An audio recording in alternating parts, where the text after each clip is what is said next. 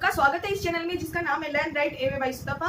ये जो चैनल है इसमें हम लोगों का जो है एनसीईआरटी का सीरीज चल रहा था, जो कि सबके लिए था। मतलब ऐसे ही नहीं कि बस स्कूल गोइंग स्टूडेंट्स के लिए था, स्कूल गोइंग स्टूडेंट्स जो भी थे उनके लिए भी हेल्पफुल है। एंड जो लोग कॉम्पिटिटिव के लिए प्रिपेयर कर रहे हैं, चाहे जैसा भी कॉम्पिटिटिव आप प्रिपेयर कर रहे हो, अगर आपके सिलेबस में मतलब जनरल नॉलेज के अलावा और कुछ अगर मतलब जैसे कि एनवायरमेंट हो गया, या फिर जैसे कि आपका ज्योग्राफी हो गया, हिस्ट्री हो गया, या फिर आपका पॉलिटी हो गया, इकोनॉमी हो गया, सोशल स्टडीज हो गया, ये सब अगर आपके सिलेबस में इंक्लूडेड है तो आपको एनसीईआरटी जो है करनी चाहिए। क्योंकि एनसीईआरटी जो है आपको एग्जाम के पॉइंट ऑफ व्यू से आपका जो फाउंडेशन है बहुत अच्छे से बना देता है और एक अच्छा सा क्लैरिटी देता है। आप जो भी हायर बुक्स मतलब हायर स्टैंडर्ड के बुक्स पढ़ेंगे उसके लिए आपका जो है एक फंडामेंटल क्लियर होता रहता है, जिसकी वजह से आप जो भी हायर स्टैंडर्ड का बुक्स पढ़ते हैं उसको आप अच्छी तरह समझ पाते हैं। एंड लगभग 1-2 रीडिंग में आप इसको जो है अच्छी तरह से ग्रास्प भी कर लेते हैं, अच्छा खासा नोट्स बना सकते हैं। इन सब के लिए जो है आपको एनसीईआरटी समझनी बहुत जरूरी है।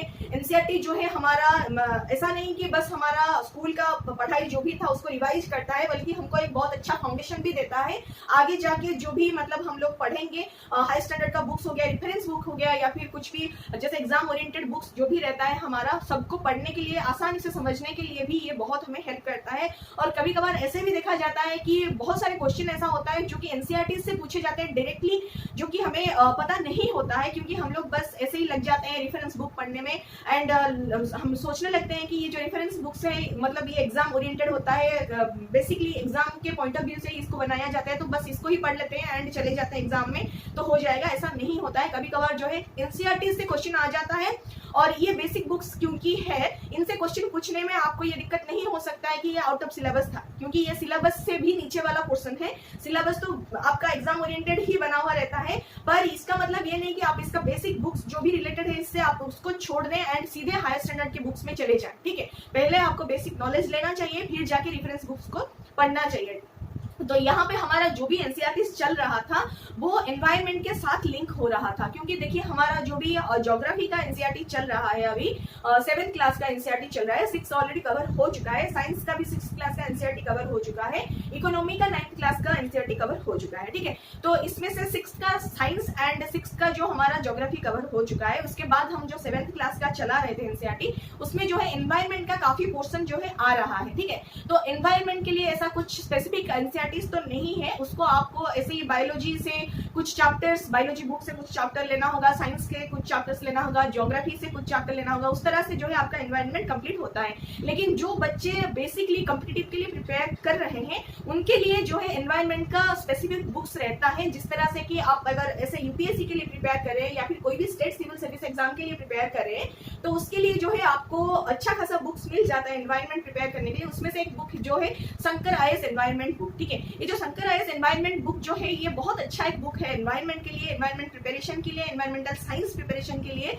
तो उसके लिए जो है आपको कुछ बेसिक्स लेना पड़ेगा एनसीईआरटी से, एंड उसके बाद जो है आप जंप अप कर सकते हैं इस बुक को रीड करने के लिए। ठीक है, तो ये जो बुक है बहुत अच्छा ही दिया गया है, फिर भी कहीं कहीं जो है थोड़ा सा लिंकअप हो रहा है एनसीईआरटी के साथ। अगर आपके पास इतना टाइम नहीं है कि आप एनसीईआरटी को बैकअप देते हुए पढ़ते हुए इसको स्टार्ट करें, तो आप ये वीडियो डायरेक्टली देख सकते हैं। इसमें ये हो रहा है कि बुक का जो भी पोर्शन एनसीईआरटी से लिंक हो रहा है उसको डायरेक्टली लिंक किया जा रहा है, एंड जो भी एनसीईआरटी से कुछ क्लू पॉइंट ऐसे मिलता है कि ये जो मतलब आपको कॉन्सेप्ट जो है एनसीईआरटी के थ्रू से अच्छे से समझ में आ जाए, ऐसा अगर लगता है तो यहाँ पे उसको भी इंक्लूड कर दिया गया है कॉन्सेप्ट को अच्छी तरह से क्लैरिफाई करने के लिए। ठीक है, तो ये जो बुक है हमारा बहुत सारे एग्जाम के लिए मतलब एनवायरमेंटल साइंस प्रिपेयर करने के लिए अच्छा खासा एक बुक माना जाता है। तो इसीलिए मतलब यहाँ पे हम लोग ये बुक स्टार्ट कर रहे हैं।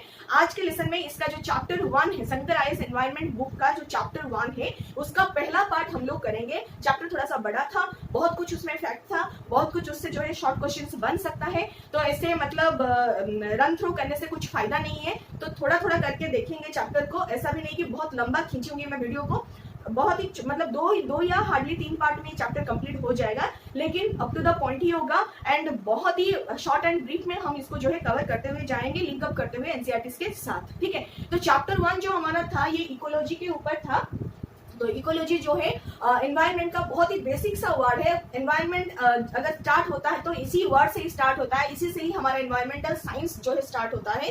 तो इकोलॉजी जो है इसी बुक का पहला चैप्टर है। चलते हैं इकोलॉजी की तरफ, क्या है इसमें देखते हैं। तो पहला है, समझते हैं कि इकोलॉजी वर्ड का मीनिंग क्या है। ठीक है, तो इकोलॉजी दो वर्ड को लेके बनाया गया है, एक है ओइकोस, दूसरा है लोगोस। ठीक है, तो ओइकोस का मीनिंग ये है कि होम, मतलब घर, जहाँ पे हम लोग रहते हैं, या फिर जो जगह रहने लायक है, या फिर आप ऐसे भी मान सकते हैं कि जो जगह रहने लायक हो सकता है, या फिर कुछ भी क्रिएचर जो है वहां पे एग्जिस्ट कर रहा है या फिर एग्जिस्ट कर सकता है, तो उसको हम लोग बोल सकते हैं क्या, होम। ठीक है, मतलब घर बोल सकते हैं। तो ये जो घर है जनरली रहने की जगह होता है। ठीक है, तो उसको हम लोग क्या बोलते हैं, ओइकोस। ओइकोस का मीनिंग होता है कि जहाँ पे रहा जाता है या फिर रहा जा सकता है। ठीक है, और logos means nothing but studies. ठीक है, तो लोगोस मीन्स कुछ भी, लोगोस ले लीजिए, लोगोस वर्ड से हमारा लॉजी डिराइव हुआ है, तो आप ऐसे देख सकते हैं जियोलॉजी, सिस्मोलॉजी एंड इकोलॉजी। ठीक है, लॉजी का मतलब ये होता है कि स्टडीज। ठीक है, कुछ मतलब पहला पार्ट जो होता है, ये वर्ड का जो पहला पार्ट होता है वो किसके बारे में हम लोग पढ़ रहे हैं उसको मतलब सूचित करता है, और दूसरा पार्ट जो है स्टडीज को सूचित करता है। तो इसीलिए दूसरा वाला पार्ट में हमेशा हमें लोगोस का ही डेरिवेटिव देखने को मिलता है, जो कि लॉजी, एंड अपर पार्ट जो है, पहला पार्ट जो है जो रहता है उसके ऊपर जो है हम लोग स्टडी करते हैं। तो यहाँ पे ओइकोस एंड लोगोस को मिलके, दो वर्ड मिलके जो है इकोलॉजी बना हुआ है। ओइकोस का मीनिंग होता है स्टडी ऑफ होम, यानी कि जहाँ पे हम लोग रहते हैं, जो जगह रहने लायक है, जो जगह पे कुछ भी एग्जिस्ट कर रहा है, उसके बारे में हम कुछ स्टडीज करते हैं, तो उसको हम लोग इकोलॉजी बोलते हैं। ठीक है, ये था हमारा इकोलॉजी का डेफिनेशन। फिर ये मतलब प्रॉपर उसको डिफाइन अगर हम लोग करेंगे बाय वर्ड, तो उस तरह से आएगा कि scientific study of relationship of living organisms with each other and their environment. ठीक है, तो साइंटिफिक स्टडी एक हो रहा है यहाँ पे किसका, जो भी लिविंग ऑर्गेनिज्म आप देख रहे हो हमारे चारों तरफ एग्जिस्ट कर रहे हैं, खुद हम भी एग्जिस्ट कर रहे हैं। ठीक है, तो हम सबको मिला के जो भी लिविंग ऑर्गेनिज्म है उनका जो भी रिलेशनशिप होता है एक दूसरे के साथ और एनवायरनमेंट के साथ। ठीक है, तो एनवायरनमेंट के साथ, एक दूसरे के साथ जो भी रिलेशनशिप है लिविंग ऑर्गेनिज्म का,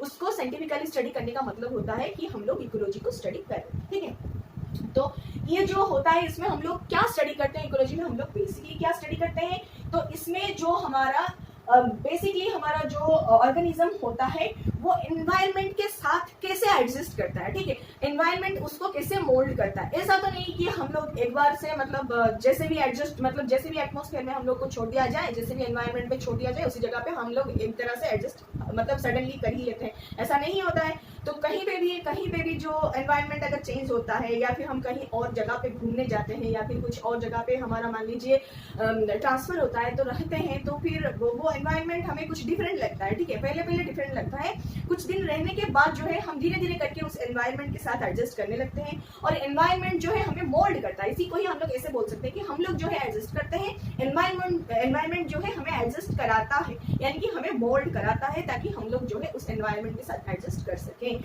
तो ये एटमॉस्फेयर जो है हमें बहुत सारे गैसेस भी प्रोवाइड करता है, जो कि पहले तो आता है ऑक्सीजन के बगैर हम लोग जी ही नहीं पाते। तो ऑक्सीजन, हाइड्रोजन, नाइट्रोजन जैसे बहुत सारे इंपोर्टेंट गैसेस जो है हमें एटमॉस्फेयर से ही मिलता है। फिर आता है हमारा सबस्ट्रेटम यानी कि हमारा जो भी सॉइल का लेवल आप देख रहे हो, वो सबस्ट्रेटम जो है बहुत ज्यादा हमारे लिए इंपोर्टेंट है, क्योंकि देखिए यहाँ पे हमारा कल्टिवेशन हो रहा है, यहीं पे हम लोग घर बना रहे हैं, यहीं पे हमें डिकम्पोजर्स देखने को मिलता है, माइक्रोब्स, बहुत सारे माइक्रो ऑर्गेनिजम्स यहीं पे रहते हैं, और ये सब जो है बहुत ही ज्यादा हमारे लिए इंपोर्टेंट बन जाता है, क्योंकि पेड़ पौधे खास करके यहाँ पे ग्रो करते हैं, एंड हमें पानी का जो भी सोर्स बेसिकली यहाँ पे ही मिलता है। ठीक है, फिर मटेरियल्स जो आता है, मटेरियल्स में हम लोग ऐसे देख सकते हैं ऑर्गेनिक एंड इनऑर्गेनिक मटेरियल्स हमें मिलता है एबायोटिक कंपोनेंट के तौर पे। तो ये जो मटेरियल्स इनऑर्गेनिक जो भी कंपाउंड होते हैं वो बेसिकली हमें चाहिए ही होता है, क्योंकि जो भी गैसेस हम देखते हैं, ऑक्सीजन हो गया, नाइट्रोजन हो गया, जो भी है ये सब जो है इनऑर्गेनिक मटेरियल्स होता है। और जो भी ऑर्गेनिक कंपाउंड जैसे कि हमारा फैटी एसिड हो गया, प्रोटीन हो गया, लिपिड्स, लिपोप्रोटीन्स हो गया, या फिर कार्बोहाइड्रेट्स हो गया, ये सब जो है हमारा ऑर्गेनिक कंपाउंड में आता है। तो ये मतलब ये ऑर्गेनिक कंपाउंड जब डिकम्पोज होता है तभी हम ये इनऑर्गेनिक में कन्वर्ट हो जाता है, तो हमें हमारे यूज में ये आता है। ठीक है, तो ये सब जो है हमें मटेरियल के तौर पे एनवायरनमेंट से ही मिलता है, और हमारे बॉडी के लिए बहुत ज्यादा जरूरत भी होता है। फिर आता है लैटिट्यूड एंड एल्टीट्यूड। ठीक है, तो लैटिट्यूड एंड एल्टीट्यूड के बारे में मतलब हम लोग सोच भी नहीं सकते हैं। हाइट के हिसाब से बहुत ज्यादा हमारा क्लाइमेट एकदम सडनली वेरी ही कर जाता है। आप अगर कहीं पे मतलब एल्टीट्यूड, अगर थोड़ा सा हायर एल्टीट्यूड में आप लोग जाएंगे तो देखेंगे आपको क्लाइमेट बहुत ज्यादा ठंडा फील होगा, एंड वहाँ पे एटमोसफियर जो है बहुत ज़्यादा ड्राई भी फील होता है, ठीक है। वहाँ पे इतना गैसेस का कंसेंट्रेशन बहुत कम हो जाता है और आपको जो है बहुत ही ब्रेथलेसनेस फील होता है, ठीक है। तो ये एल्टीट्यूड के हिसाब से वेरी करता है। लैटिट्यूड के हिसाब से भी हमें जो है हमारा जो भी स्ट्रेटा रहता है, स्ट्रेटम्स जो भी रहता है लैटिट्यूड के हिसाब से वो भी वेरी करता है। लैटिट्यूड के हिसाब से हम लोग ये भी देखे हैं हमारा tropical, polar region and temperate region, ठीक है। ये हमारा लैटिट्यूड एरिया है। तो पोलर में आप देख सकते हैं बहुत ज़्यादा ठंड है, बहुत कम हमें वहाँ पे लिविंग ऑर्गेनिजम्स देखने को मिलता है, बहुत कम लाइफ एग्जिस्ट करते हैं।